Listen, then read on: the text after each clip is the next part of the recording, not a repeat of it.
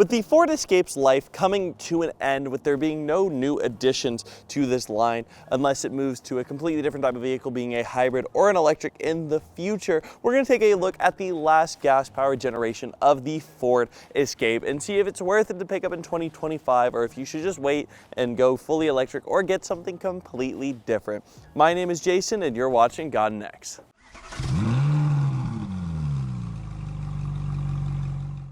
Now, under the hood, starting out, there's actually a pretty solid engine option over here. This is going to be a 2-liter 4-cylinder EcoBoost engine. It's going to create 250 horsepower, 280 pound-feet of torque, and it's surprisingly peppy. I feel like I was genuinely shocked when going into this vehicle because I thought it was going to be a little bit more lackluster and not as good as it really is. But I am a fan of this engine overall. Speaking of things that I didn't really feel like I was going to have that much of an opinion on, it's going to be the looks up here in the front. It actually does look a lot better in person than what I saw with the pictures and everything online. I do like the headlights in particular. They're very sharp and aggressive, giving a bit more of a stylized look to the front of this vehicle because there isn't really too much going on beside of it. You have the grille with the Ford badge in the center here, but overall I do actually really like it up front here. It's nothing too crazy. It's classy, it's simple. It's not going to turn any heads, but it doesn't look bad in the slightest. Now on the side, there's not really too much we need to talk about here. You have your 19-inch wheels that look nice,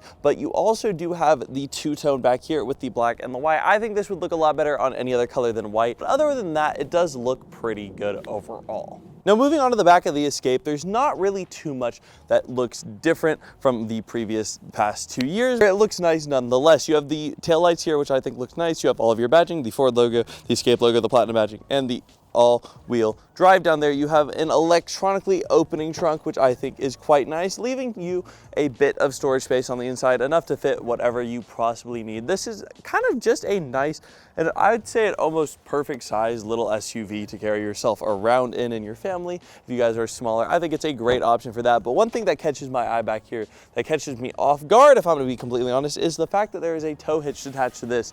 Yes, this thing can tow. It's not a crazy amount. It's surprisingly decent with 3,500 pounds of towing capacity, which is genuinely a nice little change and a nice little addition to something that I would not have considered would have had the option to do it anyways. Now on the inside of the Escape, it's genuinely shocking how nice it feels in here. I wouldn't have expected it. I know we're in the Platinum trim, which isn't even technically the highest trim, but it is a very high trim. It's the 3rd highest, I believe. But there is a lot of things I absolutely love. You have this pseudo wood in here. I don't know if it's real or not. I'm going to say pseudo just to cover my butt. And if it's real, I'm going to be pleasantly surprised. But it is a nice little addition to the dashboard, as well as you have some of it on the side, as well as pretty decent materials on the inside. Ford is not known for their materials. I'm going to be completely honest. So I'm a little bit shocked that there is just some nicer things inside here with some soft touch, as well as the pseudo wood. Moving on to the actual features inside this, I mean, we are in the higher trim level, so we're going to get blind spot monitor. Yeah, heated seat, heated steering wheel, no cooled seat, which is a little bit disappointing. But the biggest gripe I have with that is all of your climate control is controlled through the center screen. I just don't like when cars do that. I like when it's a little separate area down there. But hey, that is personal preference. You do have a fully digital gauge clutch that looks quite nice, genuinely shocking. I did not expect for this to be in here upfitted as nicely as it is, as well as you have this giant infotainment screen, which is pretty responsive and pretty good overall on top of that. I mean, there is just a lot of good on the inside of here, and I'm genuinely taken aback because I didn't have the highest expectations. I thought this was a just normal little entry line, smaller SUV to get into that wasn't really going to be anything too special, just a good option, nice, affordable, whatever you need it to be. But now that I'm sitting in here and I've been able to have a little bit more time on the inside especially, I feel like this is a great option. I feel like this is a good competitor. I mean, if you have the money and you're looking for something like this, it's only about $37,000. I think this one is brand new, 2025.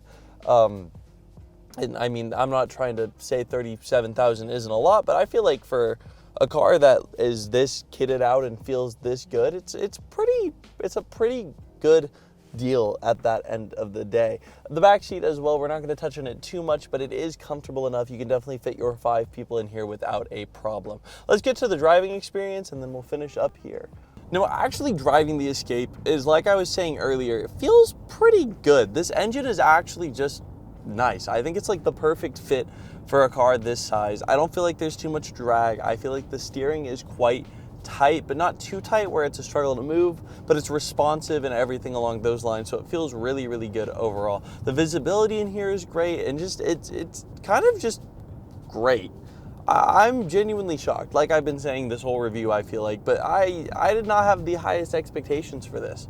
But every single thing it's done has kind of blown me away, and I'm honestly getting a little bit sad that it might be out the door, or they might not be an option for it anymore. There's already a hybrid option technically, but if they're not going to continue with that, then from this point on, it's going to be electric only, and I don't know.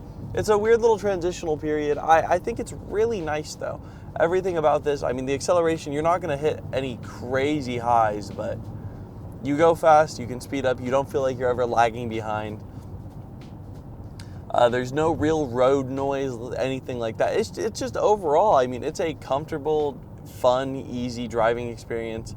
It's definitely a lot better than most people would expect. I know Ford has some negative connotation behind it, depending on who you ask and what you're doing, but this is a good, solid alternative. The only thing that I have really griping with the driving experience is the seat, but that's kind of more to talk about on the interior. The seat itself, you can't lower it any lower than it already is, and I just feel like I'm incredibly high. Yes, I have the headroom, but I don't like the exact angle I'm looking out of the window on, but I don't think that's going to be a problem most people face. But that's like the most minute and baby complaint that I could possibly have, but that's all I can really muster up, because overall the driving experience is fantastic, and I can say that for a lot about this car. I think this is, I'd say, my best pick for a sleeper car, a car that you would, not a sleeper car in the sense of like it's going to blow you out of the water, but it's kind of a car that you don't think twice about, but in reality, if you get your hands on, you're kind of like, wow, this is a lot nicer than expected. You know, it's not my first choice, but I wouldn't be mad if it was